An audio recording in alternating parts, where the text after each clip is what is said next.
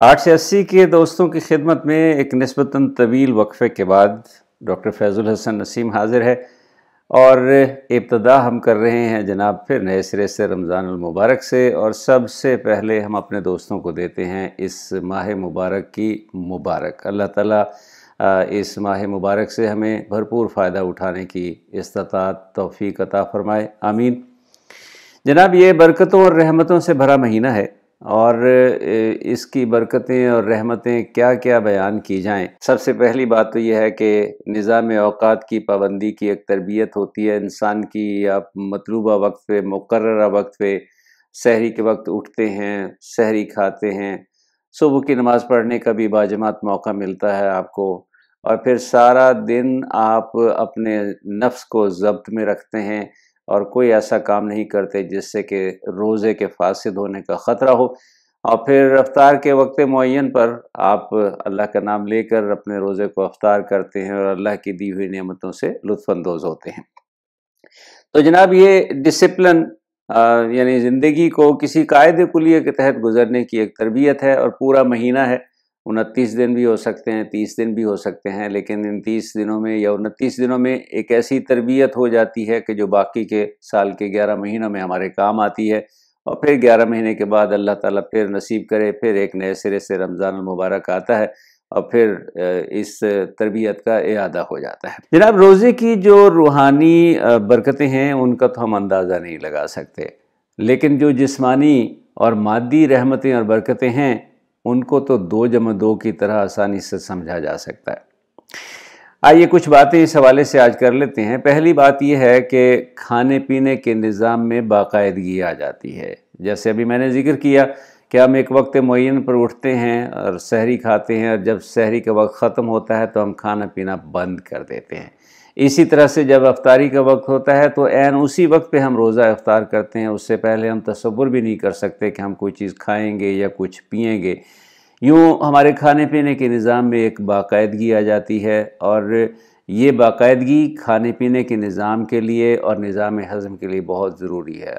आपने अक्सर देखा होगा साल के बाकी 11 महीनों में हम खाने पीने के निज़ाम में बड़ी बेकायदगियाँ करते हैं। कभी किसी वक्त नाश्ता किया जा रहा है, किसी वक्त दोपहर का खाना खाया जा रहा है, किसी वक्त रात का खाना। कोई आम तौर पे कई घरों में मैंने देखा है, मुझे मालूम है कि इसमें बाकायदा एक निज़ाम औक़ात की पाबंदी की जाती है, लेकिन बिलउमूम हम खाने पीने के औक़ात में किसी पाबंदी का एहतमाम नहीं करते। लेकिन रमज़ान अल मुबारक हमें ये सिखाता है, हमारी तरबियत करता है कि खाने पीने के निज़ाम में एक बाकायदा निज़ाम औक़ात होना चाहिए। नाश्ते का एक वक्त मुतय्यन होना चाहिए, दोपहर का खाना अगर खाना है तो उसका भी एक वक्त होना चाहिए, और इसी तरह से रात के खाने का भी एक वक्त मुतय्यन होना चाहिए। रमज़ान के महीने में अल्लाह ताला हमारी ये तरबियत कर देता है। दूसरी बात यह है कि आपको पाबंद कर दिया गया है कि आप कम से कम खाएं। जी हाँ, बिस्यार खोरी या ज़्यादा खाना जो है वो आपकी सेहत के लिए अच्छा नहीं है। और बाकी दिनों में जैसे मैंने कहा साल के 11 महीनों में हम बड़ी बेकायदगियाँ कर देते हैं, लेकिन रमज़ान अल मुबारक के महीने में अल्लाह ताला हमें इसका पाबंद कर देते हैं कि हम कम से कम खाएं। आप चाहें भी ना, कोशिश कर देखिएगा, मुझे मालूम है आप सब जानते हैं इस बात को, आप चाहें भी तो एक हद से ज़्यादा नहीं खा सकते। चाहे वो सहरी हो या इफ्तार हो, एक हद तक ही आप खा सकते हैं। जितना मर्ज़ी आप जनाब खाना पीना ठूंस के खा लें, तब भी एक हद से ज़्यादा आप नहीं खा सकते। और बेहतर ये है कि वो ठूंस के ना खाया जाए, बल्कि एक हद में रहकर खाया जाए। और जैसे रसूलुल्लाह सल्लल्लाहु अलैहि वसल्लम का फरमान है, भूख रख कर, जी हाँ, रोज़े के बाद भी भूख रख कर खाया जाए। ये आपके निज़ाम हज़म के लिए बहुत ज़रूरी है। अंदाज़ा लगाइए कि इस कम से कम खाने के आपके कितने फ़ायदे हैं। आपकी खुराक के 3 अहम अज्ज़ा हैं जनाब। एक हैं कार्बोहाइड्रेट्स या निशास्तदार अज्ज़ा, दूसरे हैं चर्बी यानी फ़ैट्स, और तीसरा जुज़ है लहमियात या प्रोटीन्स। आइए इन तीनों के बारे में थोड़ी थोड़ी गुफ्तगू कर लेते हैं। आपके जिस्म में दौरान खून में शक्कर या ग्लूकोज़ की मिक़दार जो है वो एक ख़ास हद से ज़्यादा या एक ख़ास हद से कम नहीं होनी चाहिए। जो हम औसतन एक मिक़दार साइंटिफिकली जो औसतन एक मामूल नॉर्मल मिक़दार, मामूल की मिक़दार है, वो है जनाब 120 ملی گرام گلوکوز فی 100 ملی لیٹر آپ کا جو خون ہے اس کے حساب سے۔ اگر کبھی یہ 180 تک چلی جائے تو یہ انتہائی حد ہے، زیادہ سے زیادہ، اور اگر کبھی یہ 70 ملی گرام کی طرف چلی جائے تو یہ انتہائی حد ہے، لیکن کم سے کم کے حساب سے۔ 180 سے زیادہ ہو جائے تو ہم کہتے ہیں کہ ہم ہائپر گلائسیمیا کا شکار ہو گئے ہیں، اور اگر 70 سے کم یہ مقدار ہو جائے تو پھر ہم کہتے ہیں کہ ہم ہائپو گلائسیمیا کا شکار ہو گئے ہیں۔ اور یہ دونوں صورتیں یعنی ہائپر گلائسیمیا یا ہائپو گلائسیمیا، یہ نارمل یا معمول نہیں ہے۔ چنانچہ ہمارے نظام خون میں ہمارے جسم کے اندر ایک باقاعدہ میکانزم ہے جو اس چیز کی نگرانی کرتا رہتا ہے کہ ہمارے خون میں شکر کا یا گلوکوز کا جو لیول ہے، اس کی جو سطح ہے، اس کی مقدار ہے، وہ کس حد تک پہنچی ہے۔ اگر کبھی وہ 180 کی طرف چلی جائے تو پھر انسولین نامی ہارمون جو ہے وہ اپنا کام کرنا شروع کر دیتا ہے، اس کو واپس نارمل کی طرف لے آتا ہے۔ اور اگر یہ 70 کی طرف یا اس سے نیچے کی طرف چلی جائے تو پھر گلوکاگون نامی ایک اور ہارمون ہے، وہ اس کی نگرانی شروع کر دیتا ہے اور اس کو پھر واپس 120 اوسطاً 120 ملی گرام فی 100 ml کی طرف واپس لے کے آتا ہے۔ ہم پورا سال یا سال کے 11 مہینے اس نظام کو جس طرح تہس نہس کرتے ہیں، رمضان المبارک اس کی اصلاح کا وقت ہے۔ ہم باقی 11 مہینوں میں خوب میٹھا کھاتے ہیں اور بڑی بے اعتدالی کرتے ہیں، بہت بے احتیاطی کرتے ہیں، لیکن اب ہمارے پاس موقع ہے کہ اس نظام کو شوگر یعنی خون میں گلوکوز کی مقدار کا جو کنٹرول کرنے والا نظام ہے اس کی اصلاح کر لی جائے۔ اس پر بہت زیادہ دباؤ نہ ڈالا جائے۔ کیوں؟ اس پر اگر بہت زیادہ دباؤ ڈال دیا جائے تو پھر یہ ڈائبٹیز کی طرف، ذیابیطس کی طرف لے جاتا ہے۔ لہٰذا سال کے 11 مہینے جو بے احتیاطی، جو بے اعتدالی ہو گئی۔ اب اس 12ویں مہینے میں آپ اس نظام کی اصلاح کر لیجئے، انشاءاللہ اللہ تعالیٰ آپ کو ڈائبٹیز یا ذیابیطس سے محفوظ رکھے گا۔ میٹھا کھائیں لیکن کوشش کریں کہ اعتدال کا دامن ہاتھ سے نہ چھوٹے۔ اسی طرح جناب سال کے 11 مہینے آپ نے اپنے جسم میں کافی فالتو چربی جمع کر لی ہے، اور یہ بھی بتا دیں کہ جو چربی آپ کے جسم میں جمع ہوتی ہے اس میں بہت سارے زہریلے مادے بھی شامل ہو جاتے ہیں اور وہ جسم سے ان کا اخراج نہیں ہو پاتا۔ اب آپ کے پاس موقع ہے کہ اس اضافی چربی سے جان چھڑا لیں۔ آپ کو کسی ڈائٹنگ کرنے کی ضرورت نہیں ہے، آپ باقاعدگی سے روزے رکھیں، جس طرح سے روزے رکھنے کا حکم دیا گیا ہے اس طرح سے روزے رکھیں۔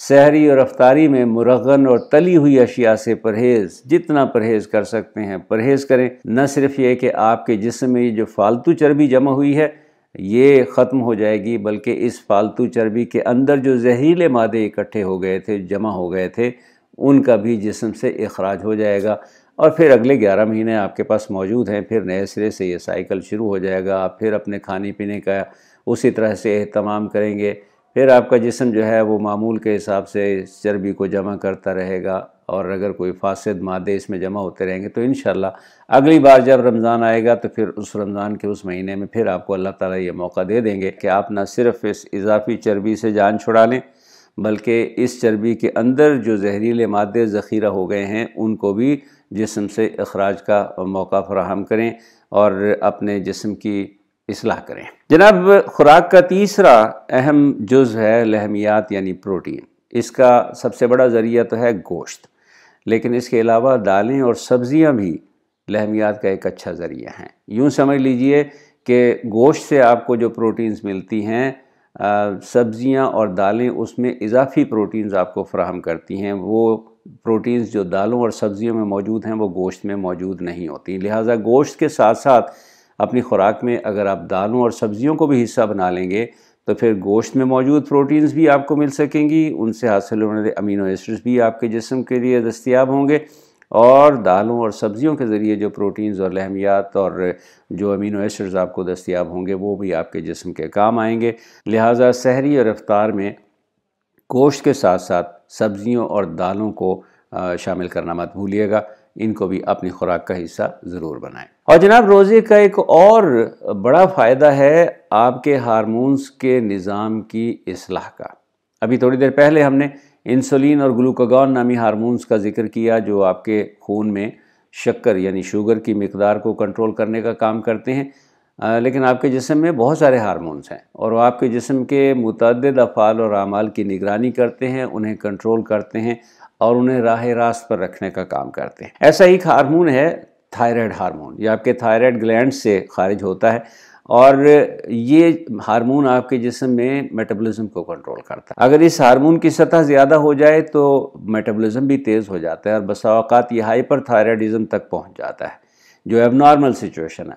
इसी तरह से अगर थायराइड हार्मोन की सतह कम हो जाए तो आपका मेटाबॉलिज्म सुस्त हो जाता है और फिर बसा औक़ात ये दूसरी एबनॉर्मल सिचुएशन में चला जाता है, जिसको हम हाइपोथायराइडिज्म कहते हैं।